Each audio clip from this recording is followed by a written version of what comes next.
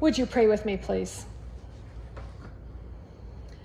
Oh God, may the words of my mouth and the meditation of all of our hearts, no matter where we are, be pleasing and acceptable to you this day, for you are our rock and our Redeemer. Amen. I had an interesting journey the last couple of weeks, going through years and years of family photos in search of some very perfect ones for a celebration that we're having this weekend. And as I did so, I ran across some photos that I had forgotten I'd taken. They were photos of my grandmother's house after my grandmother had passed away. The house was empty for the most part, but all the contents were not gone yet, and the house hadn't been sold. And I had an opportunity shortly after her funeral to spend some time alone in that house. And I had taken pictures of favorite spots just to try to remember what that place offered me as a child. See, I've known that house all of my life. It was built by my grandparents, by my grandfather, when my mom was about 2 years old. So it's certainly been around all of my life. And I was very, very close to my grandmother. And I had spent a lot of time in her house, in each one of the rooms, for various reasons. There was a special sitting place on the landing up the stairway. We see a picture of one of the bathrooms, the small bathroom downstairs, and it used to be my mother's bedroom. At least that's the story that they tell me. Big enough for a single bed, that's all. The stories that I hold in my heart touch me deeply. And I remember now taking those photographs to see if I couldn't recapture something. And I sat on a landing at the bottom of the stairway after coming down from the landing, sat on the stairs, and I could see the kitchen out of the corner of my eye and knew that my grandmother's bedroom was just down the hallway. And I just lost it.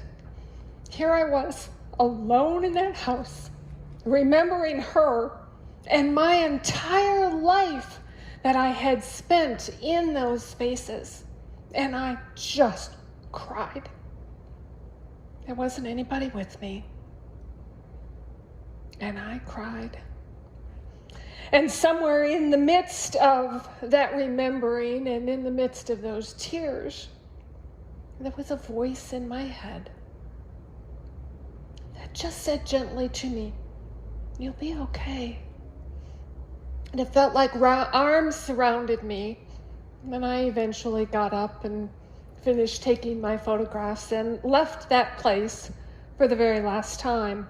I would never set foot in that home that had offered me so much love all of my life.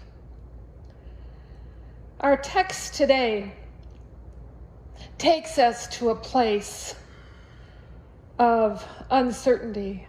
How will we get through this thing that has presented itself to us? You see, the text is familiar to most of us, right? It's the story of Peter stepping out of a boat with faith. Jesus says, "Come," he does, and sinks. Oh, that's sinking. That's where I was, at the bottom of those stairs on that day I took those photographs. And that's where a place perhaps that many of us know in our lives, where we have known the hand of Jesus or the voice of God that is consistently and constantly there for us. To help us out with this story, it's important for us to know that just before this event in the Gospel of Matthew, Jesus' friend and cousin, John, was beheaded. And then Jesus moves right to feeding the 5,000 with his disciples. And then the text says to us, right then, Jesus made the disciples get into the boat and go ahead to the other side of the lake while he dismissed all of the people. When he sent them away, he went up onto the mountain himself to pray. Evening came, and he was alone. Can you imagine how he must have felt finding out about the gruesome death of John? And then just the exhaustion of being around so many people on a hillside and feeding them, and just the energy drain of that kind of event. And in the meantime, that evening, the story tells us that the disciples are out and a storm shows up while they're on that boat in the dark. I don't know if you've ever been in a storm in a boat in the daylight, but the dark has got to be really bad. So they've had a rough night. And the story goes on to tell us that Jesus, early in the morning, and most scholars will say this is probably 3 or 4 o'clock in the morning, he walks on the water toward the boat. The disciples were startled and they thought they are seeing a ghost. We could all ask each other, have we seen a ghost ever? Have we thought we have? Or have we ever been scared out of our wits by ghost stories or ghost movies? We won't go there today, but that's a part of what's happening to these followers of Jesus. And then we hear Peter, not sure if it's Jesus that he's seen or not, say, Jesus, if it's really you, have me get out of the boat and come to you. And Jesus just says, come. And that's where we have this story of gets out of the boat. Yes, Peter does. Can you imagine how risky that would feel? I've been on water skis, not well, mind you, but getting out of a boat with nothing to float on, that doesn't sound like fun at all. Getting out of the boat and then sinking. That feeling, sinking. And he yells for Jesus to save him. But I believe in that action that Jesus, since he was on his way to that boat, just reached down and grabbed Peter. The important thing for us about this story is not just that Peter has enough faith to get out of the boat and then supposedly loses it in the instant that he sinks. But what I want you to do is think about what else is happening here. Who are you in this story? You see, it's about much more than Peter and that experience. In our times today of such extreme uncertainty, we never know, it seems, from one moment to the next, much less one day to the next, what on earth is going to come our way. This week we have hurricanes, one that was a tropical storm, and they thought initially maybe it would stay that way. And it will tonight and tomorrow, as I preach this earlier than you hear it, come with its wind and its storm surge. The Hurricane Laura will ravage the cities along the Gulf in Louisiana and Texas, and then bring the rest of its storm up into the country. We never know when there will be yet another shooting. We never know when this virus will spike in certain areas of our country, including our children, now that many of them are back in school. You see, we are living in a time of great uncertainty, and our lives in many ways are being unraveled to the likes we have never seen before. And so we have these people. I started out, in the boat. Are you a person who's just in the boat, tired and afraid? Remember, you've had a night on stormy seas, and now you see a ghost, or what you think is a ghost. Think about, are you that person? Or are you the person like Peter who calls out to Jesus and then steps out of the boat? Are you risking something in these days? Or are you the part of Peter who sinks, who just in that uncertainty drops like I was on those stairs in my grandmother's house? Or are you the one who Jesus reaches to and saves from that water, reaches out to offer comfort and guidance and assurance?